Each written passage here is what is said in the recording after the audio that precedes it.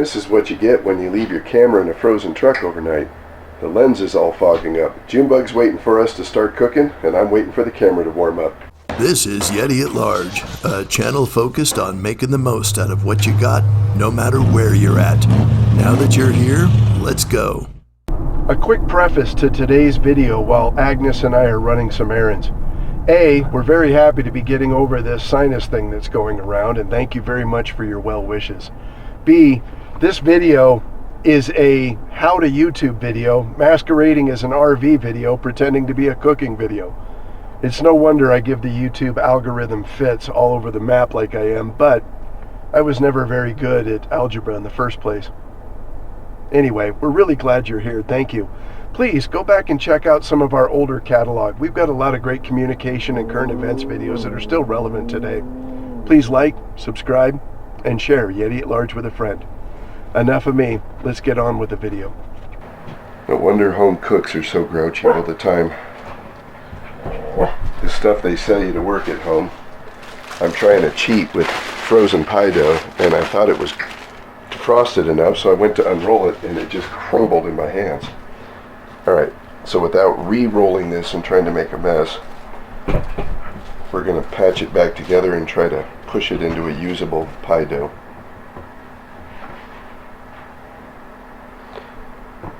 Alright.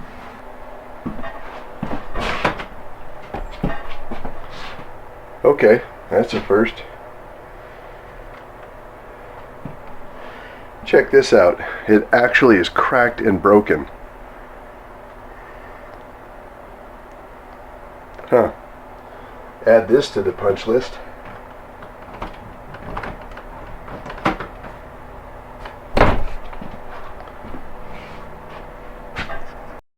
We won't go over in great detail the assembly of the pie. We've done several videos on it on the channel. Just look for those. But just know, part of the joy of cooking is the methodical, repetitive nature of processing your ingredients. Gives you good time to think and just to enjoy handling a natural item. You can see the dog circling in the background. I use that little apple portioner because the core is tighter, so I waste less apple. And then the portioner gets me those wedge shapes. I think they're very romantic to have the right shape of the apple. My pie dust is a little sugar, some seasonings, a little flour, a little cornstarch. There's my reassembled pie crust. And I just lay the apples in there, kind of arrange them so there's an optimum compaction and low void.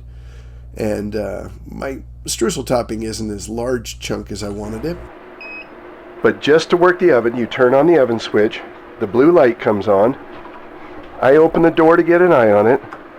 Rotate the dial to the flame mode. Hear the clicking. Do we see it yet? Give it just a second.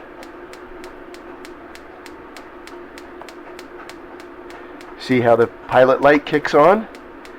Give it a few more seconds till you see the end of the pilot probe give you a little red glow. Let's try it now and see if we got it. So the pilot is holding. Let's go to the temperature control. Push and hold the up button. And we'll just go to around 365 degrees, give or take. Wow, right on the money. And you will see in just a moment, it'll allow the propane to flow. You heard the click, and the element goes.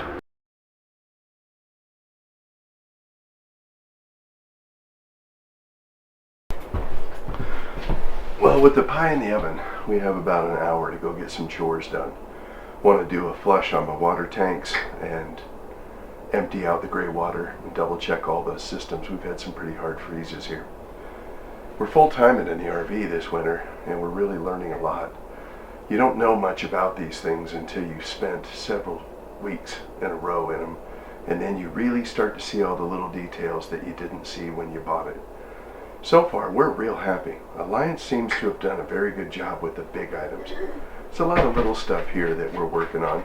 But again, I see a very delicate balance between the cost of the unit and the level of detail. That's all labor to finish some of that stuff. I don't mind putting that on my shoulders if it saves me tens and tens of thousands of dollars and thousands of pounds of weight. Hi, Alice. Yeah, I'm not cooking right now, so I can pet you. We're gonna go outside and do some chores. No, you don't. You're a good girl. Let's go.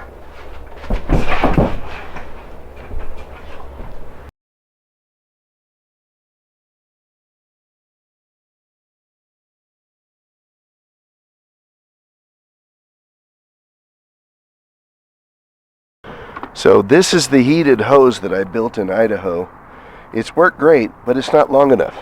As you can see, we got ice in here, so it's still cold enough. I went ahead and wrapped my filter, my regulator, and my counter with a little bit of blanket, and then I run through the heated hose. It's still freezing a little bit at night, but if you don't just slam on the water in the morning, if you just nudge it open and let it drip for a little bit, and then let it flow, the ice won't form. But if you just turn the faucet on real fast, the ice will lock in there, and it will take a while to get it moving. Remember in an earlier video, I told you all that my tanks were mislabeled.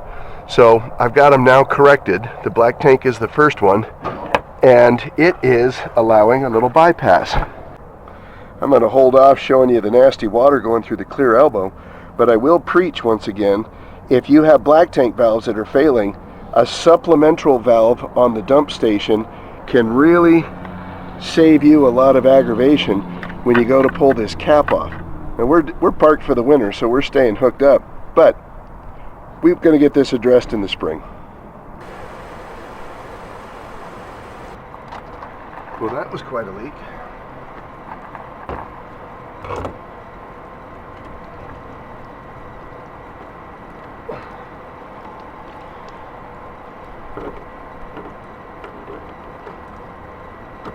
There we go.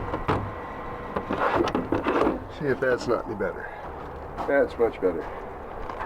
Great thing when they call this a wet bay. Everything will drain right out of it. Alright, so I hear the water running. We're going to get a few gallons in there. And let's test that black handle. Power flush is working. I'm going to do this several times till the water runs clean under all circumstances. So it turns out, unbeknownst to me, two of the most valuable tools that I have are these Robo-Grip pliers that I got from my granddad Laverne when he passed away. You can see how it auto-adjusts until you get into there where it wants to stop. They're gentle, but they're strong. These things are worth their weight in gold. Allows me to get a hold of this brass fitting and get it on there snug, but yet still take it off without tearing it up. They didn't leave you any room to work on them. I'm going to pull these insulating bags out, let them dry out a little bit. Not too worried about snakes or scorpions.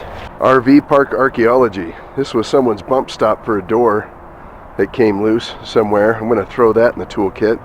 And this is a blown 20 amp fuse. You can see by the bridge is missing. If you don't have a full set of these, all the way up to 80 amps, you're making a mistake. And my hat goes off to you, all you Navy mechanics and machinist mates. Working on an RV is a lot like working on a ship at sea. Man, space is tight. Everything's put away in really smart spots. But to get to anything, you've got to unpack a lot of stuff sometimes in a tight space.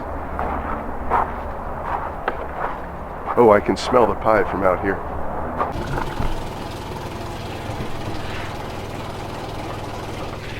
The cornerstone to any good cook's program is sanitation and hygiene. While I wasn't actually handling the black water hoses and system, that flush hose that I have is dedicated for that, and it's just your hands aren't clean. I was raised by a math teacher and a nurse, and while I'm not great at algebra like my sister, I'm pretty darn good with hygiene. Pie's been in there a little over an hour. It's hard to see with the light bouncing off the door, but these glass pie plates make it so nice to see when your crust is perfectly browned. No, and I'm seeing some blueberry bubbles. Hopefully it doesn't start dripping like my pies are famous for doing. Pie is out of the oven.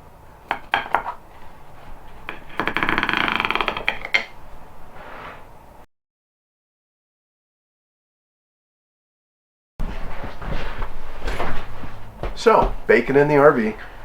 We got pie. We did some chores. Sometimes when you're having a hard time thinking of something, you gotta try pie. Just like Tommy Lee Jones.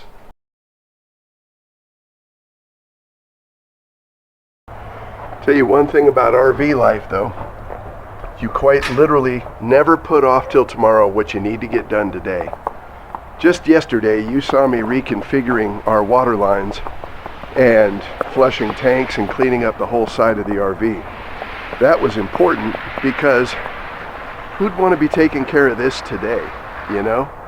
So if you're a procrastinator, maybe the RV life isn't great for you. Checking my setup, it did great last night. The heated hose and insulated hose sections didn't freeze, which they can at this elevation and have in the past. Got a new neighbor a couple doors down there. His knees were real bad and he was having a hard time getting his water hooked up because the pedestal is below ground. I went over, knocked on the door, offered to help. We got him hooked up for his water. Kind of the way things are supposed to go. I'm looking at my secondary black tank valve and I'm noticing that the primary valve is still allowing water to go past it. I'm not going to show you that picture because that's not the most attractive thing in the world. But you got to remember, I'm a Yeti. This is my natural habitat. May take the dogs for a walk, run some errands in the Zeppelin.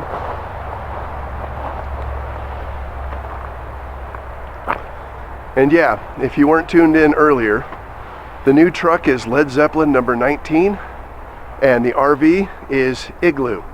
But we call him Iggy, but we'd accept Louie.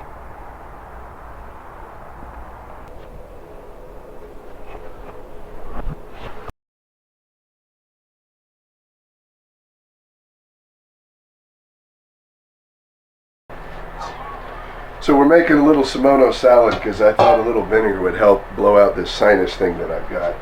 We've made this salad many times on our channel. So just look at the other channel stuff and you'll see the process and the recipe. Basically, a 4 count of rice wine vinegar, a heaping tablespoon of sugar, and that's going to make your dressing. C&H pure cane sugar. And if you like, use honey, agave nectar, or even stevia if you want, but the stevia may not melt into the vinegar to make a good dressing. A little salt and pepper. And then I had some baby carrots in the fridge, and I'm going to put them in just for a little color and garnish. Now, normally I will wait until the dressing fully dissolves, but these carrots are a lot harder than anything else. So I have faith that they will incorporate, not turn my dressing too orange, but I'm good with it. So being an upperclassman in YouTube in 2024 doesn't mean a thing. Doesn't mean a thing. I think it's interesting. You realize that YouTube is like about every other entity in the history of planet Earth, that an overwhelming majority participants are going to be on the outside looking in. Now that's not a boo-hoo lack of equity kind of statement. It's just the reality. That being said, I hear a lot of people complain about SEO, search engine optimization, and how the logarithm is unfair and this, that, and the other thing. Well, it certainly probably is. Like I said earlier, I've seen some content that I considered to be of low quality just scream, and I've seen a lot of other content that to me appeared to be very high quality and go relatively ignored. I think it's interesting. I put out a call on Fiverr to have somebody design me a logo I really want a Yeti specific logo, and I've gotten a few responses, and a couple of people are wanting to help me optimize my channel for a fee, obviously, and they're showing me my scores. And man, maybe I'm kind of careless and not methodical enough, scientific enough. So I may look into that. But again, I'm not trying to get to that graduate level that I have made up in my head: freshman, sophomore, junior, senior, and then graduate. I'm a junior right now, just because I thought once I get 1,000 subscribers and a few 100,000 views, that would kind of make me an upperclassman. Some chicken pasta Alfredo broccoli I'm going to heat up from the other night's potluck. But I do think it's interesting. Here, let's sit down for a minute. I bet you that's better. So in 2024, you see a lot of videos, and I know some of them are clickbaity because they've been doing it for years, but you get a lot of these big-time YouTubers, people I've watched with hundreds of thousands of subscribers, millions of views. They're clearly monetized, and they're quitting or they've just disappeared altogether. Now, I just talked a minute ago about how the algorithm and people complain, but you can't stop that spontaneous, highly desirable content creator. Look at Oliver Anthony. That guy didn't optimize anything. He just spoke from his soul, and boom. You can't stop that. You know, they may try to modify it for maximizing their commercial revenue, which every media outlet on the planet does. That's why they're there, is to make money. I don't fault anybody for that. And the only way that they will go back, any media empire, any media outlet, any media, TV, magazine, internet, posters, billboards, radio, anyway, they'll go back to giving the content creator or the participant or the artist more of a share of the revenue is if their profit starts to drop and they see a need to infuse that. Right now, specifically YouTube doesn't need that. I am utterly astonished at the number of new and similar sized just RV channels that are out there similar to Yeti at large. Hundreds of them. I subscribe to every one I find. I think right now I'm just shy of 400 channels that I subscribe to, and every time I see somebody, I think they're impressive, and I don't care what I think of the quality of the content. Most of it's actually really kind of cool. I subscribe to it to support them, and I leave them a comment, a like, and I tell them I'm subscribing to comment to them. Quite sadly, only a fraction of you out there return the favor and or acknowledge that. A lot of time you get boilerplate, you know, thank you so much, and they move on. Audience engagement could be the #1 way that most small channels organically grow and build their base, if that's what you're really trying to do. Amazon guy driving through. Getting mail at an RV park, boy, that's a fun ride. We'll do a whole video on that in the future. But my whole point is, you can optimize and you can do clickbait thumbnails and you can try to tagline and hashtag and all this other stuff. But at the end of the day, you just got to have good content. That's really all there is to it. And if you have stuff that the general public is looking for, people will flock to you. Build a better mousetrap. If you don't know what that means, look it up.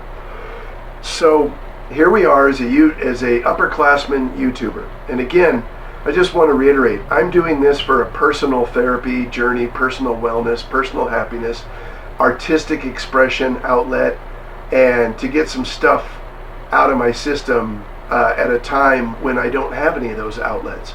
I haven't talked much about leaving public safety, and a year and 7 months later, I'm still struggling to tie off those final arrangements, and it has been more than difficult. Those are all videos for a future window, if you will. But in the meantime, here we are, an upperclassman YouTuber. We know enough to know that there's not a large slice of the pie for Yeti at large. That being said, it's not why I'm doing it to get more pie. I'm doing it to enjoy myself and to exercise my heart and my soul a little bit. I have a mentality of plenty, not scarcity. I believe that might be a copyrighted trademark. So if it is, all apologies and fair use doctrine. But I always think there's another slice of that pie. And I will go out of my way to provide that as a baker and a cook to anybody who requests that. I have people log onto my channel and say, hey, will you make X, Y, and Z? Will you talk about this, that, or the other thing? And so far I've done all of that, except for a land use issue in Texas that I'd like to cover. But man, between this head cold and all the moving the RV and stuff with trying to tie off my retirement, I just haven't found the time to do it or the energy. So I hope to get to that, cousin. So don't give up on me yet. Here we are in the RV park doing the RV lifestyle. Not quite a year out from when I really thought that this was a destination we were going to go. Lifestyle choice. So far, I'm loving it. I want to thank every one of you at Yeti at Large. You've made this a heck of a lot of fun. 1,104 or 5 of you as of today subscribe to the channel. 300,000 almost of you have watched a small portion of what I've done. I've gotten some criticism, beef jerky. I've gotten some compliments, communications, and I've gotten some laughs, RV.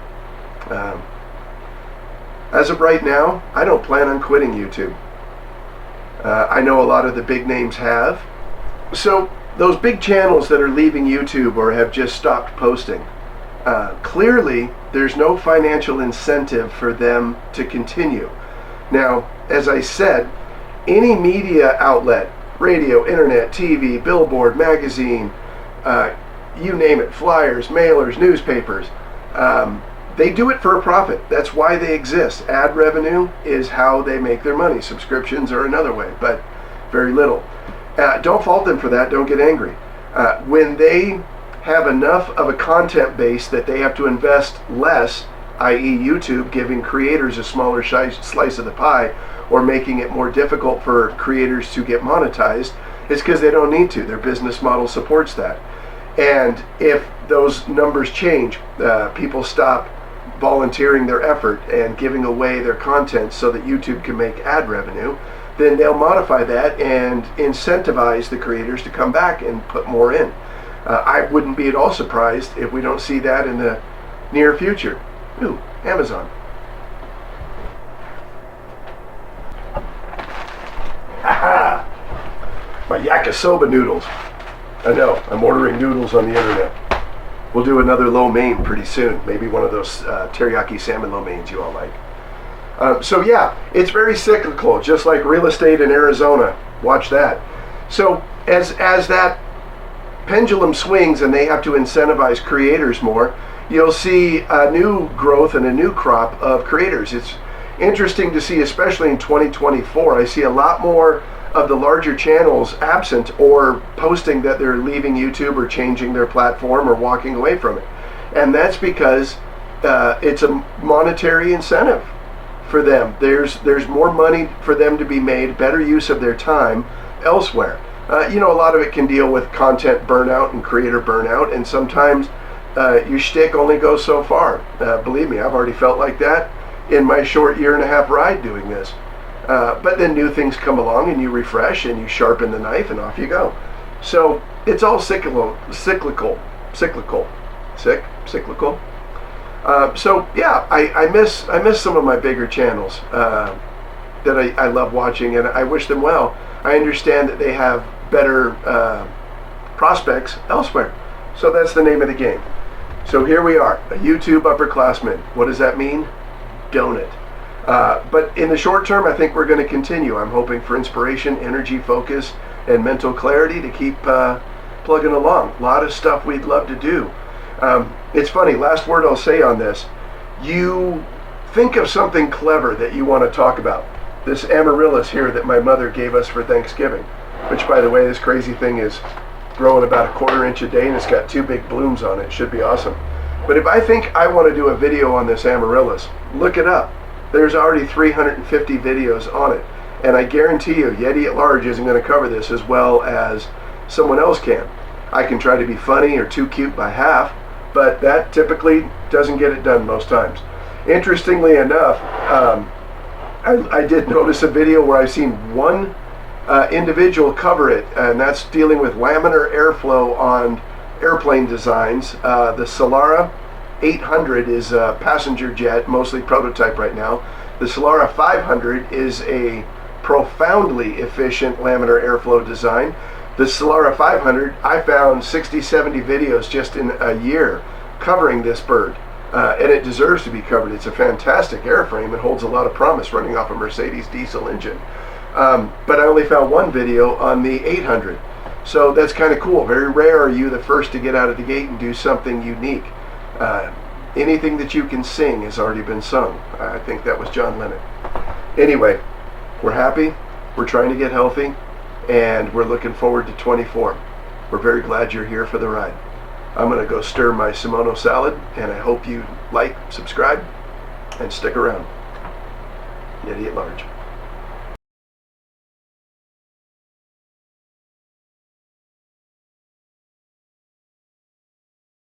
When it comes to winterizing your RV, you're going to need to get the water out of the lines, and that typically involves the very careful introduction of compressed air into the water lines to, quote, blow them out. I've said many times on this channel, 2 is 1, 1 is none. And when it comes to adapters and different methods, you need to have some flexibility. So I have these 2 fittings that will thread into the water bay. One is old-fashioned Schrader type tire valve that you could put a air compressor on, and just like inflating a tire, you could purge air into the system under careful control. The other one I prefer much more has an air chuck on it with a ball valve. Now, you need to make sure that the output pressure on your air source is not set to exceed a safe amount for the pressure of your water system. Damage could happen, and what a nightmare and a headache that could be. 50 pounds per square inch is the max amount of pressure I want to introduce to my water bay, and I keep it carefully regulated. That being said, 45 is probably optimal. Nevertheless, you'll use these a couple times a year depending on your circumstances. It's nice to have the flexibility depending on what kind of air source you have available. I need to improve my onboard air, but as it stands now, I have a decent compressor that can handle any of my needs for the tires and small air-driven tools that I inventory on the fifth wheel. There we have a lot more details on the tools, spare parts, and supplies that we keep on the fifth wheel. Look at our library and you'll see some of those earlier videos that we did talking about all the different adapters, hoses, spare pipe, spare fitting, etc., etc., etc. Like we said originally, and it's kind of an aviation and a nautical thing, 2 is 1, 1 is none. Thank you so much. Stay safe and enjoy your camp.